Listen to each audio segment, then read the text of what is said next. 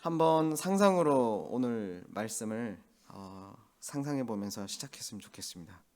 200만의 이스라엘 자손이 약속의 땅 건너편 요단강 동쪽 둑을 따라 가지고 진을 치고 있습니다.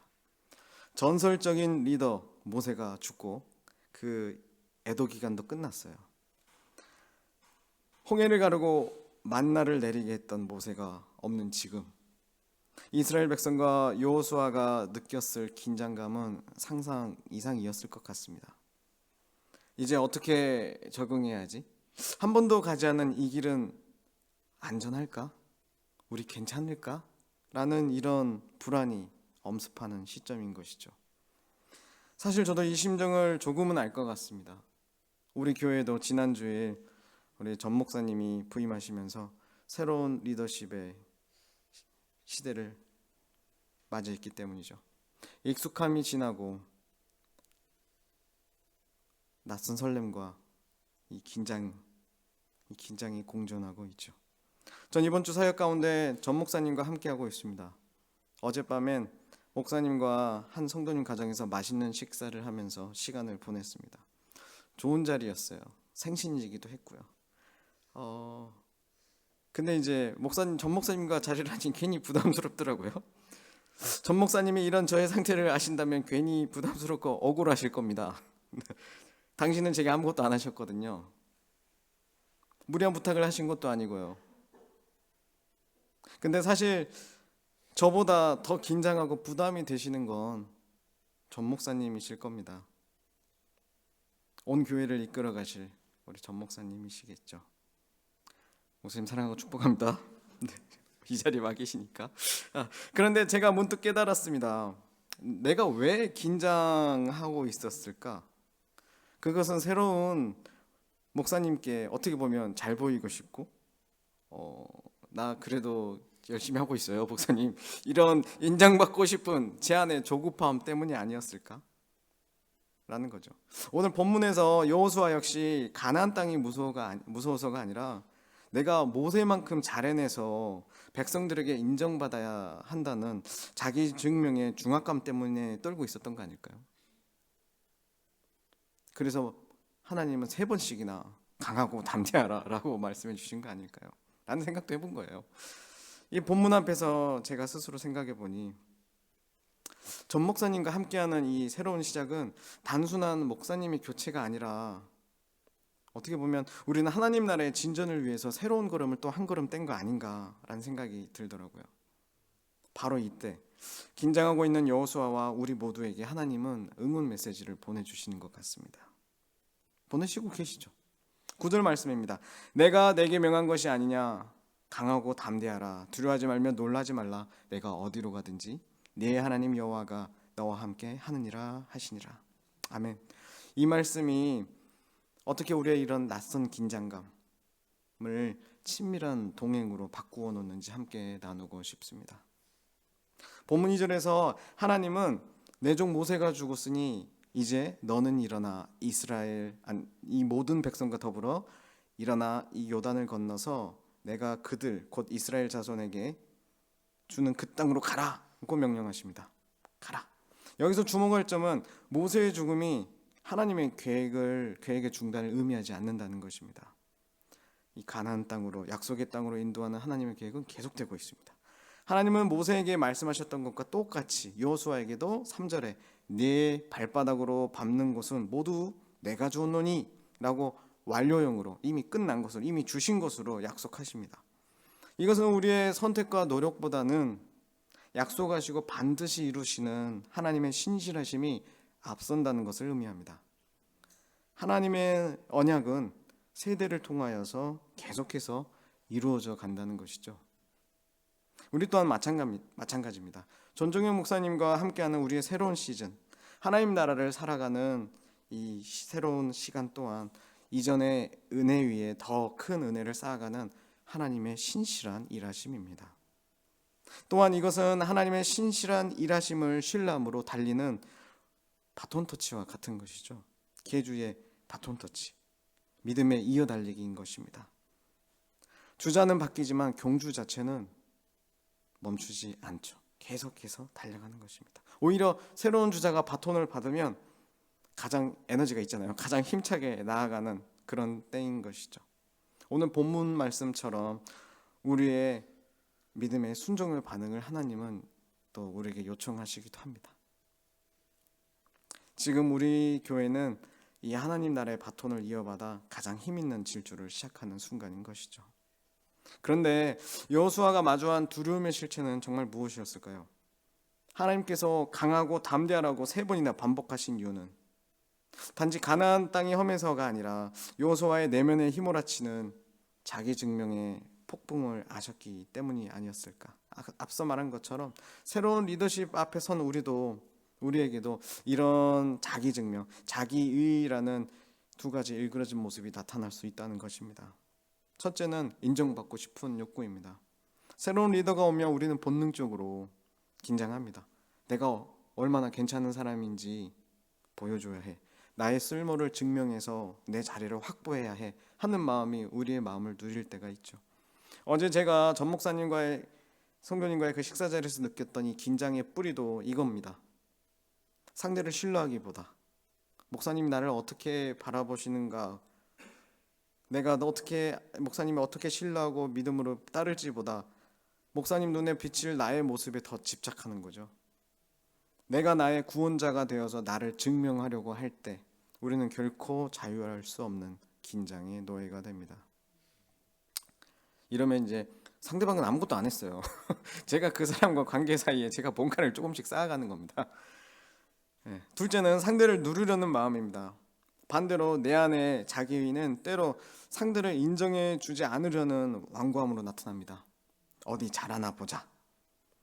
예를 들어 이스라엘 백성 같은 경우에 모세 때는 이랬는데, 모세 목사님 때는 이랬는데 하면서 마음의 잣대를 들이대죠. 새로운 리더를 있는 그대로 환영하고 받아들이기보다 나의 기준과 경험 아래 그를 두고 평가하며 누르려 합니다. 상대를 인정해주면 마치 내가 작아지는 것 같은 비겁함, 그 비겁한 두려움 때문이죠.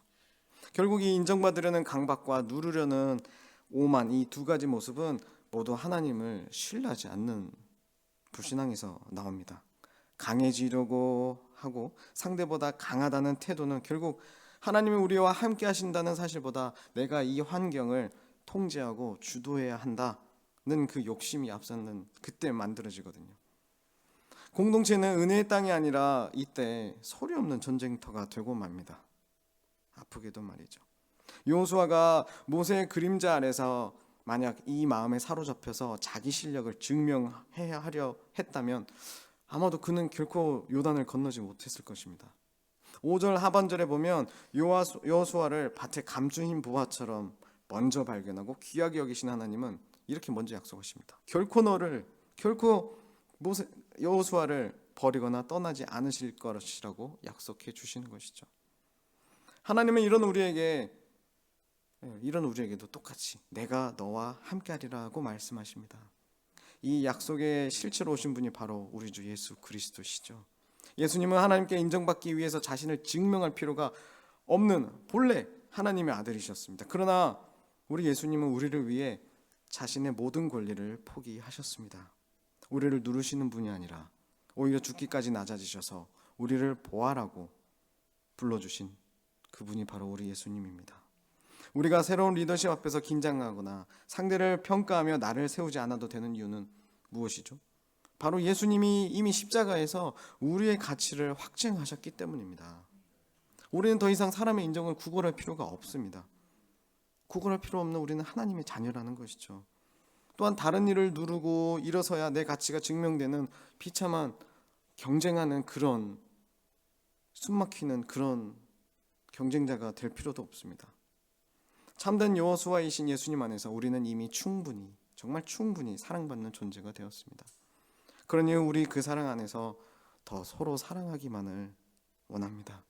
사랑함으로 오늘 말씀처럼 믿음으로 서로 순종하기를 원합니다. 이스라엘은 40년간 광야를 지나 먼 길을 도는 여정을 밟았습니다. 그것은 그들이 지도자를 따라갔기 때문이 아니었어요. 정반대였습니다. 믿음을 버린 그들은 하나님께 순종하려 하지도 않았고 가나안을 정복하려 하지도 않았습니다. 그래서 방황했어요. 결국 새로운 세대가 요단강을 건너서 그 땅을 차지할 준비를 했습니다. 믿음과 용기의 사람으로 유명했던 여호수아가 모세의 다음 주자로 뽑힌 것이죠.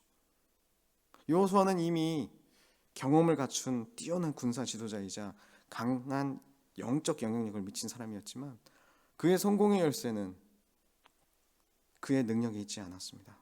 하나님께 복종한 데 있었죠. 하나님이 말씀하시면 여호수아는 듣고 순종했죠. 그의 순종은 백성의 본이 되었습니다. 그 결과 여호수아가 살아있는 내내 이스라엘은 하나님 앞에 또 신실한 모습을 보이게 됩니다.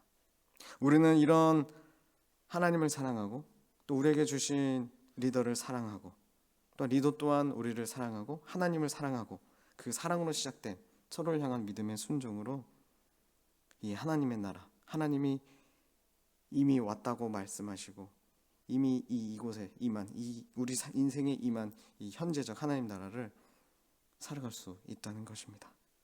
서로를 증명의 대상이나 평가의 대상으로 보지 않고 말이죠. 나를 증명하려는 긴장을 내려놓고 하나님이 우리 교회에 보내주신 새로운 선물을 있는 그대로 받아들이는 그런 너무나 좋은 하나님 나라.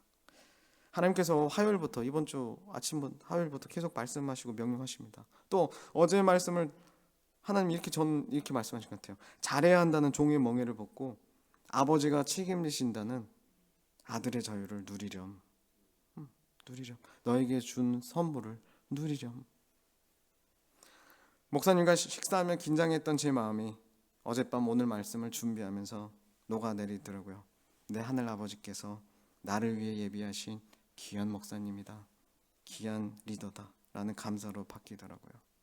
여호수아가 말씀을 주야로 분명 묵상했을 겁니다. 하나님께서도 말씀하셨고 또 그런 여호수아였을 거예요. 그렇게 말씀을 주야로 묵상하면서 하나님의 동행을 확신하고 날마다 한 걸음 한 걸음 주 예수와 함께 그렇게 가는 여호수아였을 것입니다. 우리도 그렇게 살아갔으면 좋겠습니다. 하나님의 약속에 귀를 기울였으면 좋겠습니다.